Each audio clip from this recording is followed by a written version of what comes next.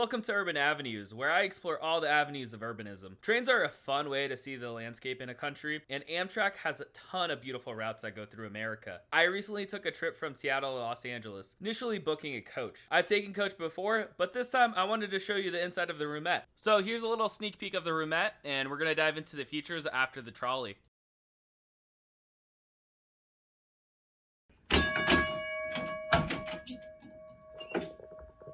Now, Amtrak has two different types of sleeping cars. They offer the Superliner and the Viewliner. The Roomettes on each of them are slightly different, but today we're going to be looking at the Superliner Roomettes. You do get two comfortable seats. They can be transformed into beds at night, both an upper level and a lower level. You do get bedding, pillows, towels, and linens, and I'll kind of show where all that's at. You also get a call button for a dedicated attendant, so if you need something swapped, let's say like another towel, you can hit the button. Now let's look at what the bed layout looks like. While it may be compact with the seats, it's actually pretty cozy. Turning the seats into beds can actually make the space feel more tighter. If you're traveling with someone else, you'll probably need to have them step outside while setting it up, or you can actually call your room attendant to set it up for you. If you're claustrophobic or get motion sickness easily, I would avoid the upper level. The lower level is a lot more stable and you can get a better night's sleep. The upper level also acts as a storage area, so if there's a backpack that you have or anything else that you'd like to carry with you in the room, you can actually put it up there and have it stowed away. So let's take a look at the features of the room and the amenities you get with the Roomettes. You'll notice right away the pull-out table where you can have snacks and drinks. It also acts as a checkerboard for chess and checkers if you're a grandmaster that brings their own pieces. Now there is only one outlet for charging, and you will be able to adjust the temperature of the room from hot to cold to normal. And there are a couple buttons you can push for more mellow lighting, and on one of the sides it has a switch to adjust the overhead light. I didn't realize this at first, but the overhead has three settings. One that's a very bright setting, more mellow as another one, and then just off. You're also able to adjust the flow of the air conditioning at the very top of the room. So if you want it a little less directly in your face, you can actually adjust where it kind of blows. The room does come with a little clever spot to put your trash. It'll be at the bottom of the steps that you'll use to get to the upper level bed. Speaking of the upper level, the hooks that you see right here, you can attach a hook on each side, and this will help you prevent a midnight cliff jump to the lower level while you sleep. After you set up your hooks, you'll also notice that this is where you'll find your additional pillows and linens. If you're sleeping on the upper level, you'll see a blue pouch where you can also store your phone and small items so you don't roll over it. You get two free suitcases that you can store in the luggage room of your train car. And if you bring carry-on luggage to your room, there's space to stow it and a luggage strap to hold it down.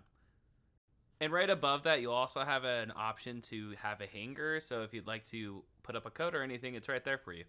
And above that, you'll find the cloths in case you spill anything. The towels, however, are actually not located here. I had to go to the lower level of my train car to grab them.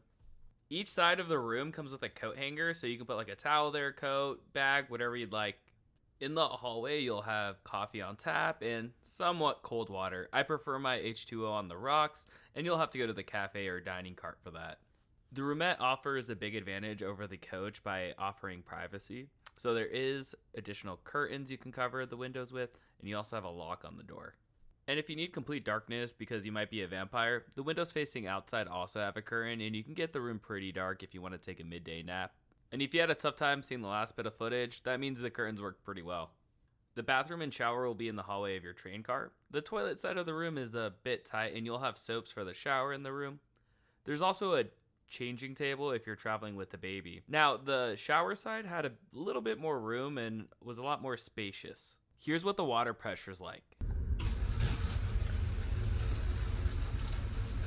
So not bad. The water does get really hot, but overall, I had a pretty good experience taking a shower on the train. Now, my favorite part of booking a Roomette was the dining car, which every breakfast, lunch, and dinner is included with the Roomette. For the lunch and dinner time, they'll do reservations where they'll come around your train car and see what time you're coming and how many people. If you're sitting with less than two people, they will sit you side by side and have another two people sit at your table. The quality of food in the dining car was better than I expected. I did get my am steak. And if you want to leave your dining car attendant a tip, make sure to bring some cash on board. And there are a few other benefits that you get with the Roomette. You get station lounges, which are very limited. There's only a few lounge locations. And you also get priority boarding, so you don't have to wait in a line to board the train. The Roomette is the cheapest level of private rooms. There are bedrooms, bedroom suites, family rooms, and accessible bedrooms. While the Roomette is the cheapest option, it can easily get up in the $1,000 range for longer distance rides, and it's really hard to justify it to a coach. While I do not find myself willing to pay that much for a Roomette, Amtrak does have a program called BidUp, which I was like, I doubt I would get it, but I put a low bid on it. Not quite the lowest, like second lowest amount, and ended up getting it.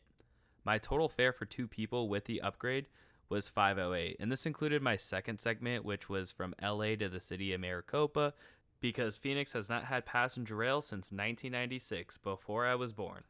And I do hope to see a future with more intercity rail. There's a huge advantage to having a rail service connected directly to the center of a city that an airport just can't serve as well.